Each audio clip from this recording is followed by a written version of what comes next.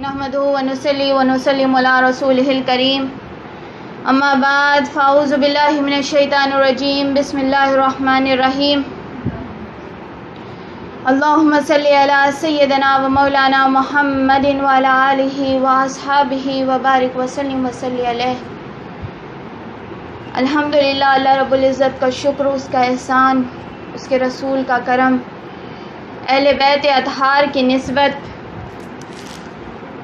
اور سید الشہداء امام حسین علیہ السلام اور اصحاب حسین علیہ السلام اور قافلہ کربلا سیدہ زینب اور ساری بیویاں قافلہ کربلا کی سب کو کی نسبت اور ان کا فیض کہ آج ہم پھر سے چوتھے دن ذکر شہادت کرنے جمع ہوئے ہیں۔ اللہ تعالی ہمارا جمع ہونا اس طریقے سے اپنی بارگاہ میں قبول فرمائے اور امام حسین کی نسبت اور برکت عطا فرمائے۔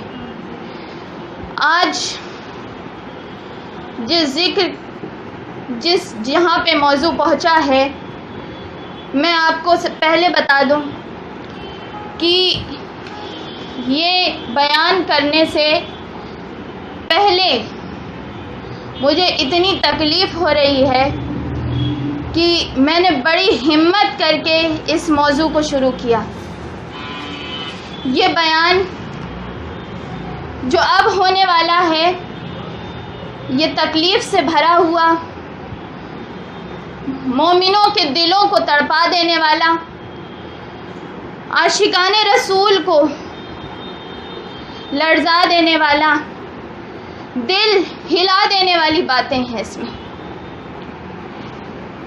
برداشت نہیں ہو پاتا، لیکن پھر بھی اس بیان سے برکت لینی ہے، سعادت حاصل کرنی ہے، تو ہم حضرت مسلم بن عقیل اور ان کے دونوں شہزادگان کی تکلیف کی طرف بڑھتے ہیں۔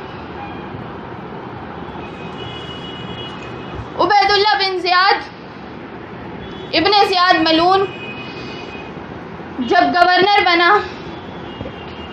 تو اس نے یہ اعلان کیا کوفے والوں کو بلا کے کہ جو کوئی مسلم بن عقیل کا ساتھ دے گا اسے شہید کر دیا جائے گا، جو کوئی مسلم بن عقیل کے بچوں کے ساتھ رہے گا، ان کو حفاظت کرے گا ان کی، تو اس کو بھی قید کر لیا جائے گا۔ کوفے والے اپنی باتوں سے پلٹنے والے تھے، کوفے والے باتوں پہ نہیں رہنے والے تھے، جھوٹی محبت، جھوٹے دعوے والے لوگ۔ جب انہوں نے یہ سنا، یہ اعلان اس وقت ہوا جب حضرت مسلم بن عقیل مسجد میں نماز پڑھا رہے تھے، صفیں لگی ہوئی تھی، حضرت مسلم بن عقیل نے اللہ اکبر کہہ کے تکبیر کہی، نیت باندھ لی، باہر سے اعلان ہوا، ابن زیاد کے فوجیوں نے اعلان کیا کہ جو بھی حضرت مسلم بن عقیل کے ساتھ رہے گا اس کا خون ہمارے لیے حلال ہو جائے گا۔ یہ بات سننی تھی، حضرت مسلم بن عقیل نماز پڑھا رہے تھے، نماز فرض ہوئی، حضرت مسلم بن عقیل سنتیں پڑھنے لگے۔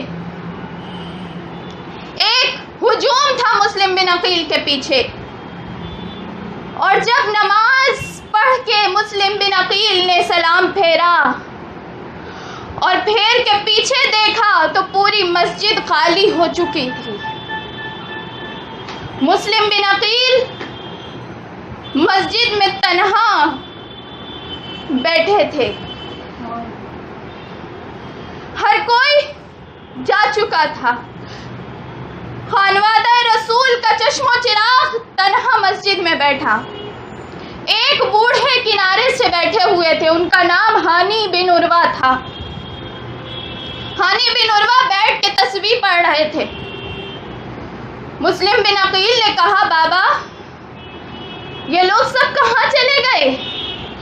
آسمان ان کو نے اٹھا لیا یا زمین سارے لوگ کہاں غائب ہو گئے؟ ہانی بن عروہ کھڑے ہوئے، جا کے روتے ہوئے حضرت مسلم بن عقیل کے دامن کو چوما اور کہا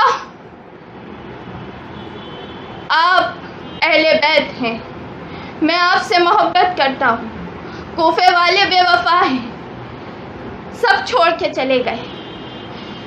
حضرت مسلم، آپ کا یہاں رہنا خطرے سے خالی نہیں ہے، آپ رہیں گے، یہ بدبخت آپ کے اوپر ہاتھ ڈال کے آپ کے خون سے اپنے ہاتھ کو رنگ لیں گے۔ آپ خود آرا میرے گھر چلے، ہم آپ کی حفاظت کریں گے، اور بوڑھا ہوں، اتنا طاقتور نہیں، لیکن آپ کو قسم دیتا ہوں، آل رسول سے محبت کرتا ہوں، آپ کا ساتھ نہیں چھوڑوں گا، اور کبھی ان لوگوں کو نہیں بتاؤں گا کہ آپ ہمارے گھر میں موجود ہیں۔ حضرت مسلم بن عقیل کو ہانی بن عروہ اپنے گھر لے کے گئے۔ ہانی بن عروہ اپنے گھر میں مسلم بن عقیل کو ایک جگہ چھپا دیا۔ مسلم بن عقیل کہنے لگے، ہانی، مجھے اپنے بچوں کا خیال آتا ہے، چھوٹے چھوٹے بچوں کو لے کے آیا تھا، 8-9 سال کے بچے ہیں، پتہ نہیں کہاں ہے، دیار غیر میں جہاں ہر کوئی دشمن ہے، اپنے بچوں کو میں پتہ نہیں کہاں چھوڑ کے آ گیا، کس گھر میں ہوں گے، آخر کس حالت میں ہوں گے، مجھے سمجھ میں نہیں آتا۔ مسلم بن عقیل کی آنکھوں سے زاروں قطار آنسو بہنے لگے۔ ہانی بن عروہ نے کہا، امام کیوں روتے ہیں؟ کیا بات ہے؟ کیا تکلیف ہو رہی ہے؟ آپ کے گھرانے نے تو شروع سے صبر اور رضا کا درس دیا ہے، کیا بات ہے؟ حضرت مسلم بن عقیل نے کہا، ہانی، میں اپنے لیے نہیں روتا، اپنے لیے نہیں روتا، جب یہ سارے لوگ بیعت کر رہے تھے مجھ سے، امام حسین نے مجھے بھیجا تھا کہ کوفے کے حالات معلوم کر لینا۔ جب یہ سارے لوگ بیعت کر رہے تھے تو میں نے یہ سوچا کہ کوفے کے لوگ صحیح ہو گئے ہیں اور سچ کہہ رہے ہیں، میں نے اسی کے لیے امام کو، عالی مقام کو، نواسہ رسول کو خط بھیج دیا ہے کہ امام بغیر کسی پریشانی کے آ جائیں، کوفے کے لوگ آپ کا ساتھ دیں گے۔ اور یہاں تو ماجرا ہی بدل گیا ہے، میرے امام راستے میں ہوں گے، چھوٹے چھوٹے شہزادوں کو لے کے آ رہے ہیں، ننھے علی اصغر آ رہے ہیں، بچی سکینہ آ رہی ہے، اہل بیت کی بیوی آ رہی ہے، یہاں کا ماحول بدل چکا ہے، گھرانہ رسول لٹ جائے گا، مجھے اس کی تکلیف ہو رہی ہے۔ امام حسین نکل چکے ہوں گے میرے خط کو دیکھ کے، ہانی مجھے اسی بات کی تکلیف ہے۔ ہانی بن عروہ نے کہا، آپ پریشان نہ ہو، ہم کوشش کریں گے امام حسین کو خط لکھ دیں اور کہہ دیں کہ وہ یہاں نہ آئیں۔ انہوں نے کہا، مسلم بن عقیل نے، دیکھو اب خدا کی جو مرضی ہے وہی ہوگا، شاید خدا ہم اہل بیت کا امتحان لینا چاہتا ہے، اور انشاءاللہ ہم اہل بیت اپنے آقا کے لیے، اپنے گھرانے کے لیے، اپنے اس دین کے لیے، اپنے اللہ کے لیے ہم اس امتحان میں سرخرو ہوں گے۔ ہانی بن عروہ نے حضرت مسلم بن عقیل کو اپنے گھر میں رہائش دی۔ جب صبح ہوئی تو مسلم بن عقیل کو ڈھونڈنا شروع ہوا، ابن زیاد کے لوگ نکل چکے تھے ڈھونڈنے کے لیے۔ دیکھیں، دشمن جب قریب آتا ہے تو دوست کے شکل میں آتا ہے۔ ابن زیاد نے اپنے غلام کو کہا کہ تم اپنا لباس بدل لو اور شامیوں والا لباس پہن لو، اور مسجد میں جانا، اور مسجد میں جا کے سب سے پوچھنا کہ میں مسلم بن عقیل کی بیعت لینا چاہتا ہوں، اور میں ان کے قریب جانا چاہتا ہوں اور یہ 3000 درہم ان کو دینا چاہتا ہوں نذرانے کے طور پہ، مجھے لے چلو۔ غلام مسجد میں گیا، مسجد میں جا کے اس نے سب سے پوچھا، ایک ایک سے پوچھا، شیطان دشمن دوست کی شکل میں گیا اور اس نے پوچھا کہ مسلم بن عقیل کہاں ملیں گے۔ ایک شخص جو مسلم بن عقیل کی بیعت کرواتے تھے، انہوں نے جب دیکھا تو انہوں نے کہا بابا آپ کس کو ڈھونڈ رہے؟ تھوڑا ضعیف قسم کا آدمی تھا۔ اس نے کہا کہ میں محب اہل بیت ہوں، منافقوں کی پہچان، میں محب اہل بیت ہوں، میں مسلم بن عقیل کا دیدار کرنا چاہتا ہوں، مجھے لے چلو، کہاں ہیں وہ؟ اس شخص نے سوچا کہ بڑے محبت سے کہہ رہے ہیں، بڑی محبت کا اظہار کر رہا ہے، لے چلا جائے، لے گئے اور ہانی بن عروہ کے گھر لے کے چلے گئے۔ ہانی بن عروہ کے گھر میں یہ شخص کئی دن تک رہا اور پورا ماجرا اس نے سارا جو مسلم بن عقیل جو وہاں کر رہے تھے اور کیا کیا ہو رہا تھا سب اس نے دیکھ لیا، اور دیکھ کے واپس اجازت لے کے ابن زیاد کے پاس گیا اور ابن زیاد کو خبر دی کہ ابن زیاد مسلم بن عقیل ہانی بن عروہ کے گھر میں ہے۔ اس وقت ایک شخص تھا جس کا نام تھا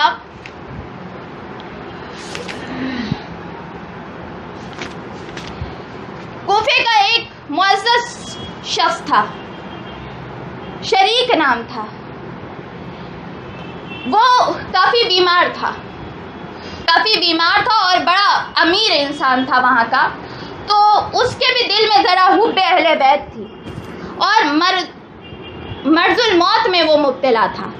تو ابن زیاد کیونکہ بڑے آدمیوں کے سے ملا جاتا ہے، جو خراب لوگ ہوتے ہیں وہ زیادہ تر ایسے ہی ہوتے ہیں کہ وہ غریب لوگوں کو تو اگنور کرتے ہیں، لیکن وہ کیونکہ بڑے آدمی تھے، ذرا تھے محب اہل بیت لیکن ذرا پیسے والے آدمی تھے، تو ان سے ملنے گیا، بس اس لیے کیوں ملنے گیا کہ ان کو اپنی طرف کیا جائے۔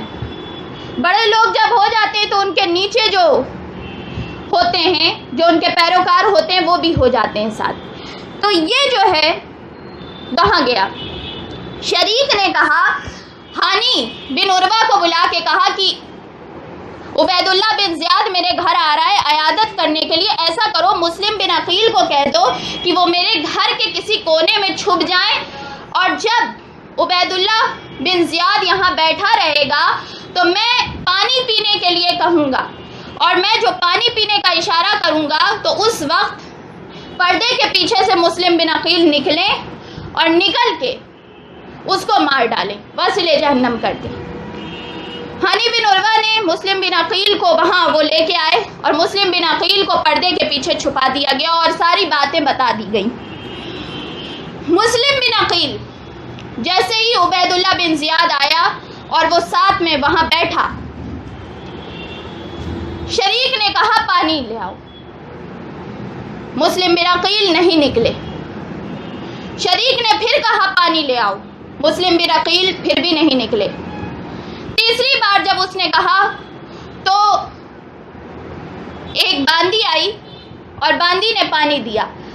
جب یہ بات ہوئی تو عبید اللہ بن زیاد جو تھا اس نے جب سارا معاملہ دیکھا، سب لوگ ایک دوسرے کی طرف دیکھنے لگے، ہانی بھی وہاں موجود تھے، تو ہانی بن عروہ جو تھے انہوں نے شریک کو دیکھا اور کچھ نظروں میں اشارہ ہوا کہ یہی بات ہو رہی ہوگی کہ مسلم بن عقیل کیوں نہیں نکل رہے، اتنا اچھا موقع ہے، مار دینا چاہیے تھا۔ عبید اللہ بن زیاد کو لگا کہ کچھ خطرہ ہے، وہ اٹھا اور نکل گیا، اس نے سوچ لیا کہ کچھ غلط ہو رہا تھا۔ جب وہ نکل گیا تو مسلم بن عقیل باہر آئے، شریک نے کہا آپ نے نکل کے پیچھے سے وار کیوں نہیں کیا؟ حضرت مسلم بن عقیل کا خوبصورت جواب سنیے۔ مسلم بن عقیل نے کہا ایمان دھوکے سے قتل کرنے کی ضد ہے، مومن دھوکہ نہیں دیتا، مومن دھوکہ نہیں دیتا۔ دشمن کے ساتھ بھی دھوکہ نہیں کرنا چاہتا. جو آل رسول کے نقش قدم پہ چلنے والے لوگ ہیں وہ اس سے درس لیں کہ کسی کے ساتھ دھوکہ نہیں کرنا چاہیے، چاہے وہ دشمن ہو، چاہے وہ جتنا بھی جان لینے والا بھی کیوں نہ ہو. لیکن ایمان کا تقاضا یہ ہے کہ دشمن کے ساتھ بھی دھوکہ نہ کیا جائے. ایمان یہ کہتا ہے کہ جب جنگ لڑی جائے تو آمنے سامنے سے لڑی جائے، برابری سے لڑی جائے. پیچھے سے وار کرنا مسلمانوں کا طریقہ نہیں، ایمان والوں کا طریقہ نہیں. تو یہ یاد رکھیں کہ کسی بھی ملک کے اوپر، کسی بھی قوم کے اوپر دھوکے سے بم گرانا، کسی کے اوپر ٹیررسٹ اٹیک کرنا، یہ مسلمانوں کا طریقہ نہیں ہوتا. کسی کو دھوکے سے مار گرانا یہ مسلمان کا طریقہ نہیں ہوتا. تو یہ جان لیجئے کہ جو ایسا کرتے ہیں، دھوکے سے مار دینا، اچانک سے پیچھے سے وار کرنا، یہ مسلمان نہیں ہوتے، یہ منافق ہوتے ہیں. مسلم بن عقیل واپس ہانی بن عروہ کے گھر چلے آئے. ابن زیاد غصے میں تھا. ابن زیاد نے ہانی بن عروہ کو بلایا اور ہانی بن عروہ کو گرفتار کر کے لایا گیا. ہانی بن عروہ کو لے کے جب دربار میں آیا گیا تو ہانی بن عروہ نے کہا کہ تم مجھے کیوں بلا رہے؟ تو ابن زیاد نے یہ کہا کہ تم نے مسلم بن عقیل کو اپنے گھر میں جگہ دی ہے. ہانی بن عروہ نے کہا ہاں دی ہے. نے کہا تم مجھ سے ڈرتے نہیں؟ انہوں نے کہا کہ جو اللہ سے ڈرتا ہے وہ تجھ جیسے شیطان سے کیوں ڈرے. کہا کہ تم بڈھے ہو، مجھے تمہارے اوپر رحم آتا ہے، ایسے مت کرو، میں تمہیں مارنا نہیں چاہتا، مسلم بن عقیل کو میرے حوالے کر دو. ہانی بن عروہ نے کہا کہ اگر تم میری جان لے لو اور اگر مجھے پتا ہو کہ ان کو دینے سے میری جان بچ جائے گی، تب بھی کسی بھی حال میں مسلم بن عقیل کو تمہارے حوالے نہیں کروں گا.